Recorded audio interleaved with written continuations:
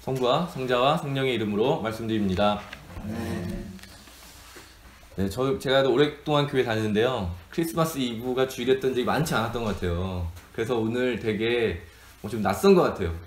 크리스마스인 것 같기도 하고 아닌 것 같기도 하고, 또 대림 4주일이거든요. 그래서 대림초가 이렇게 4개가 쫙 켜지는데 이제 오늘 바로 끝나고 다음 바로 이제 내일은 성탄절을 시작하는데요. 오늘 이렇게 마리아에 대해서 좀 이렇게 이야기를 해보려고 하는데요. 저도 어릴 때 특히 청소년기에 좀 개신교의 영향을 좀 많이 받은 교회였거든요. 저희 성공회는 좀 카톨릭부터 개신교의 그 다양한 성향의 신앙이 있는데요. 제가 청소년기를 보낸 교회는 거의 개신교 같았어요. 복음성가 부르고 뭐 통성기도 하고, 그러니까 거의 좀 마리아에 대해서도 되게 좀 부정적인 걸 많이 가지고 있었어요. 그래가지고 괜히 마리아를 뭐 우상처럼 생각해가지고 마리아라고 하는 이름 자체를 별로 부르지도 않고 이야기도 하지 않았던 것 같아요. 근데 제가 이제 성직자가 돼가지고 피정을 하는데, 그 피정을 하는 여러 가지 방법이 있는데요. 그 중에 하나가 이제 이 앞에 이콘이라고 하는데, 저 그림, 동방교회에서 쓰는 그림을 이콘이라고 하거든요. 그 이콘을 보면서 기도하는 거예요. 근데 이콘이 여러 가지 종류가 있는데 그 중에 한 주제가 이 성모 마리아하고 아기 예수님이에요. 예수님을 이렇게 안고 있는 마리아의 모습, 그게 그림이 참 많잖아요. 그 이콘도 있는데 그걸 이렇게 보면서 기도하는데, 마리아의 신앙이 우리한테 참 도움되는 게 참 많다는 걸 그때 깨닫게 됐어요. 그래서 제가 그냥 선입견을 가진 거죠. 뭔가 카톨릭이 마리아를 숭배한다 뭐 이런 좀 오해를 가지고 있으니까 마리아가 곱게 보이지 않았는데, 그때 기도하면서 네. 마리아야말로 우리의 신앙에 좋은 모범이 될 수 있겠다, 그렇게 생각이 좀 전환을 하게 됐던 것 같아요. 그래서 오늘 성경을 보면서도 마리아가 우리 신앙의 좋은 모범인데요. 여러 가지로 우리가 볼 수 있는데 그 중에서 한 가지 이렇게 좀 나눠보려고 합니다. 우리가 신앙의 눈이 아니고 그냥 일반적인 눈으로 본다면 마리아는 참 불행한 여인이었다고 말할 수 있을 것 같아요. 고난의 연속이죠. 어린 나이, 주로 16살 정도였다고 이야기하는데요.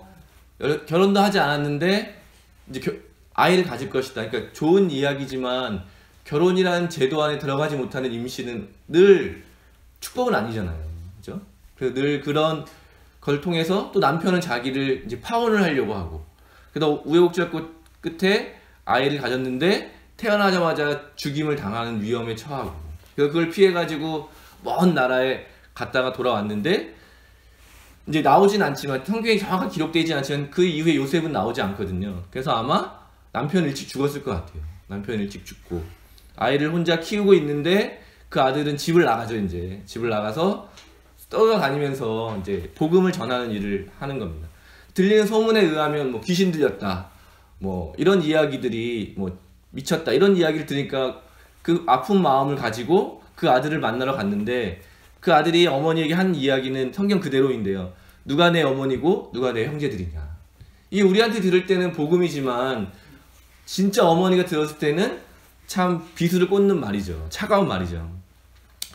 그리고 무엇보다 참 힘든 일이죠. 정말 참혹하게 죽어가는, 십자가라고 하는 그 참혹한 형벌을 통해서 죽어가는 그 아들을 바라볼 수밖에 없는, 그리고 직접 그 시체를 내리고 무덤에 안치하는 일을 한 이가 바로 마리아입니다. 그리고 부활을 경험하고 뭐 그 이후에도 끝까지 하나님을 이렇게 증언하면서 교회 공동체에 머물렀다고 하는데요. 그러니까 이런 일련의 삶들을 볼 때 참 불행한 거죠. 계속해서 불행이 연속한 거죠. 그런데 성모 마리아는 그 불행 안에서도 하나님을 버리지 않은 거죠. 우리 같으면, 아마 저 같으면, 뭐 우리라고 하기는 저 같으면 바로 아마 하나님이고 뭐고 그냥 이렇게 교회를 떠났을 것 같아요.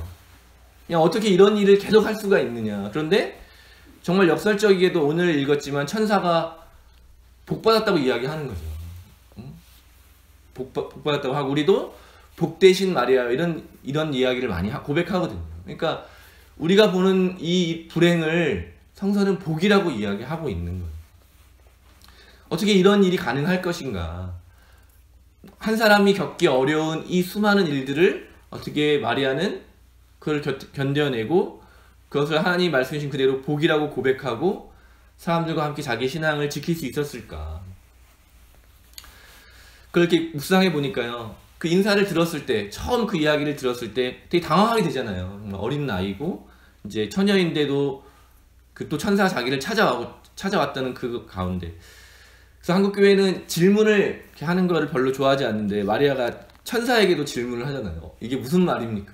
이 말이 참 저는 중요한 것 같아요. 자기에게 주어진 것을 그냥 수동적으로 받아들이는 것이 아니라 적극적으로 그거에 대해서 이렇게 대화할 수 있는 거죠.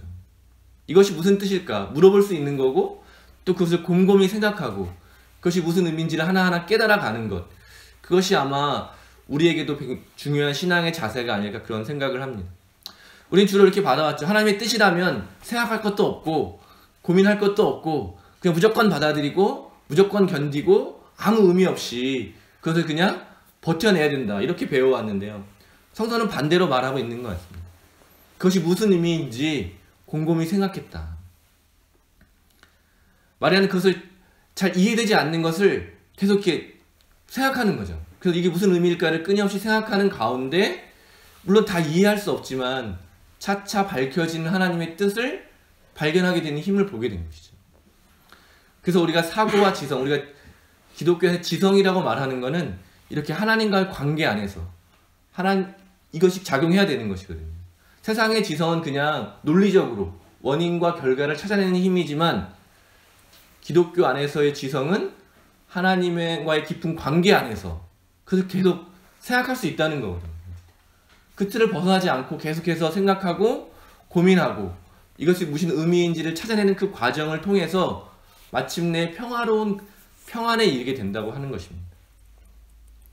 그리고 그 고민은 점점 주님에게로 우리를 인도하는 길이 되는 것이죠. 이게 무슨 의미일까? 내가 아이를 갖는다는 것은 무슨 의미이고, 또 예수님이 계속해서 이해할 수 없는 행동들을 하잖아요. 그래도 마리아는 그것을 깊이 생각하면서 마음에 간직하게 된 것이죠. 그렇게 됐을 때 그 일의 의미를 깨닫게 되는 때가 오는 것이죠. 바로 지금 당장은 아닐지라도 그것이 점점 드러나게 될 때, 그때 비로소 하나님에 대한 신앙이 점점 깊어지게 되는 것이고, 내가 이해할 수 없었던 그 일을 이해할 수 있는 그 능력으로 이렇게 발현되게 되는 것입니다. 이것을 교회 안에서 저희는 성장이라고 하는 거죠. 그래서 우리가 하나님의 뜻을 이렇게 마음에 담아두고 곰곰이 생각하게 되면서 주님의 음성을 듣고 교제하게 되는 그런 평안의 자리로 인도해지게 되고, 그리고 그 자리는 우리를 점점 성장하게 한다. 마리아도 처음부터 완전한 신앙을 가진 것이 아니죠. 처음에는 무슨 일인지 전혀 알 수 없는 무슨 일입니까? 라고 하는 데서 시작되는 그것이 바로 신앙의 자리인 것이죠. 우리가 믿음의 조상이라고 부르는 아브라함도 전혀 신앙적이지 않았던 거죠.